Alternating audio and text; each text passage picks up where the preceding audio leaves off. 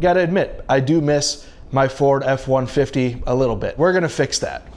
I got myself a Jackery. This is Dan with Gears and Gadgets. Thanks for tuning in, back with not a video a day till 100K. I just wrapped 105 videos in a row, making a push to 100K on this channel, and I very much appreciate all the support.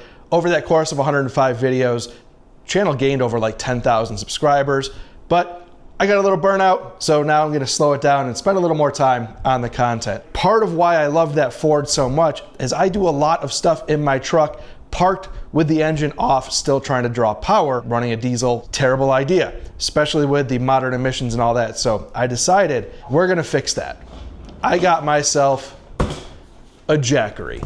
It is a solar generator. You can technically charge it through solar panels, but for me, I just need power at times, not for long durations, but for short spurts, especially when I'm out doing mobile production, things like that, running camera gear, drones, charging batteries. I find myself in situations quite a bit needing power. Part of why I liked that F-150 with the 7.2 kilowatt hour generator built in was for emergency purposes.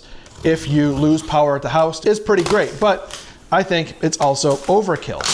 But I do very much like the idea of having something where if you were to lose power, you can charge cell phones, have internet access, things around the house, keep a fridge going. It's just good to have backup battery power. I'm not a huge prepper per se, but I do like to be prepared. So this is the Explorer 2000 V2, and I have seen a ton of sponsored Jackery content. That is not this. I actually bought this myself. I do have affiliate links in the link down below, so if you're interested, you can check it out down there. But again, they did not send this to me. I spent my own hard-earned money on this device, so I am going to give it to you guys straight. Let's get this thing pulled out. Part of the benefit of what I enjoy of not doing a video a day anymore is that I'm interested to see how long it takes to charge this thing up, and I can sit here and record a very long time lapse of exactly how long it takes without any real worry about having to get a video out for the day. How much charge does this have? 28%. That's awesome. That'll give me a good indication of how long it takes to charge this thing. Now, another part of my prepping or being prepared, I don't really like the term prepper, it sounds kind of weird, but I also got a Starlink, which is something I intend on powering with this device. And we'll see just on the Starlink alone, how long can you run a Starlink on a Jackery like this? This thing does come in at like 39.5 pounds, so it's really not all that hard to move around. Let's do a little time lapse and see how long does it take to charge this thing on a standard 120 15 amp household charger. I'm not going to run it. You can actually set it in an emergency charge type scenario. We're not going to do that. We're going to charge this just in a normal type setting. I am pleasantly surprised. It only took an hour and 20 minutes to charge this thing from 28% to 100%, and I thought that was pretty darn reasonable. Now, they also have a pretty nice app. I was happy to see it's like not overly complex, does everything you needed to do, nothing you don't. One of the settings I was really interested to see in here was they have a battery saving mode where if you switch to that, you can set it up to only charge up to 85% and only allow it to discharge down to 15%. And if you've noted anything about lithium-ion batteries, that's the best way to keep them in good condition long term. So I'm going to actually switch it over to that battery saving mode from pretty much now until forever, because I think that's probably the best way to run it. Before we get into plugging some things in here and testing it, I want to talk about the difference between this and the PowerBoost F-150. Now, you probably would think that the F-150 pickup truck is rolling around with more battery capacity than what I was able to just pick up and set up on the table here. That is not the case. The F-150 actually only has a 1.5 kilowatt hour battery in it, and that doesn't matter if you have the 2.4 kilowatt or 7.2 kilowatt version of that truck. The battery remains the same. What changes is the generator that the F-150 has on it, which this, you're plugging it into the wall to recharge it. That makes the difference, is the electric motor that's on the truck that picks up for what the battery capacity that the truck does not have. So with the truck having a 1.5 kilowatt hour battery, this is 2.04 kilowatt hours in terms of battery storage. And that is a significant difference. Now, a big difference with the F-150 versus this is that with the 7.2 kilowatt hour battery option, you've got 240, you've got a lot more heavier duty power output than what you do with the Jackery. But most people, including myself when I had the F-150, I didn't need the heavy power output. I wasn't running a welder. And all the YouTube videos about the Pro Power Onboard, everybody's like, oh, you could run a welder off this thing. Most people aren't doing that. They're running just typical power 120, 15 amp type accessories. And this is capable of doing all of that, more than you possibly could probably need for the average person. So what that means is that the Jackery has 36% more battery storage. And if you don't need to constantly be running power where the generator's kicking in, you're not gonna run an entire campsite off of this thing like you theoretically could do with the PowerBoost F-150. But with the PowerBoost F-150, it's also kicking the motor on quite often. And while it's not super obnoxious, it still is no different than remote starting your car.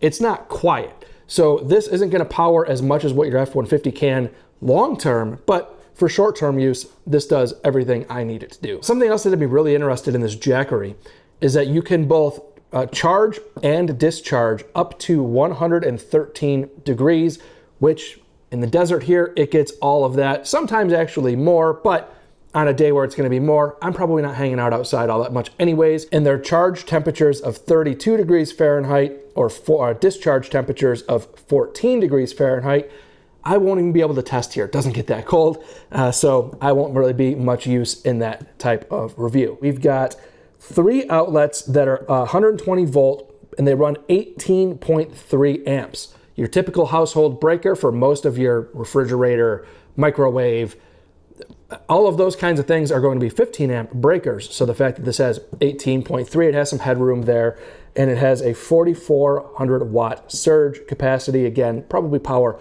most of what most people need it to do. We also have USB-C ports. We've got one at 30 watts, one at 100 watts, and then a USB-A at 18 watts. So covering a lot of your USB type charging that you might need. Another thing that I love with this, and not for what most people would probably think, I mean, a flashlight built into the front of a lot of things is kind of silly, but when you're talking about plugging in electronics, it's nice to have a light on the device itself because you're trying to monkey around trying to find the plugs and devices. So having a nice little built-in light here is pretty great. And they also have a built-in SOS feature, which why not? So let's plug some things into this and see how long can it run. I'm going to start with the Starlink because I'm interested to see how long it'll run that pretty much as a standalone, I'm guessing forever. So let's plug this panel in, get it set in the right orientation. Plug that in, AC on, 32, 35, somewhere in that range of hours. And as it stabilizes, we're still around that 35 hour with 36 watts, which seems to be kind of where it's settling out, is around 35, 36, somewhere in that range. So we still have our Starlink plugged in. Let's plug the fridge in. So we're at 45 hours. All right, there we go. Compressor kicked on. And we jumped up to 152 watts. So that seems to be holding around 10 hours or so. But if you find yourself in a scenario like that, the idea is that you're not going in and out of the fridge as much as you can avoid it, because if you can keep that fridge closed, well, it's a cooler and it doesn't need to run the compressor. Being able to run 10 hours with the compressor on the entire time, that's still pretty crazy in this form factor of a device. I find that to be really quite wild. So I theoretically could, if I had a power outage situation here, plug in both of my refrigerators and have the Wi-Fi going with Starlink if I had to for several hours. The whole idea is you're not powering your home off of a device like this for days on end. It is not a commercial sized generator. You're going to have to recharge this thing, but in a pinch, in a bind, or if you're out camping and you just want to have a power source to get you through for the weekend to do things like charging your devices, running some internet, you will have plenty of hours to do those tasks. And this device, I think, is absolutely killer. Again, I will do a follow-up on this thing somewhere between like 6 months to maybe a year from now. We'll come back and revisit Jackery.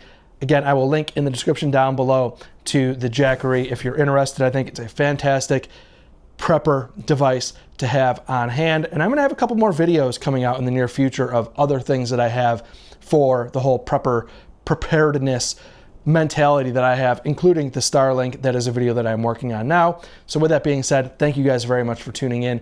If this is your first time tuning in, please hit that subscribe button down below. Remember, likes go a long way to help support the channel. See you guys next time.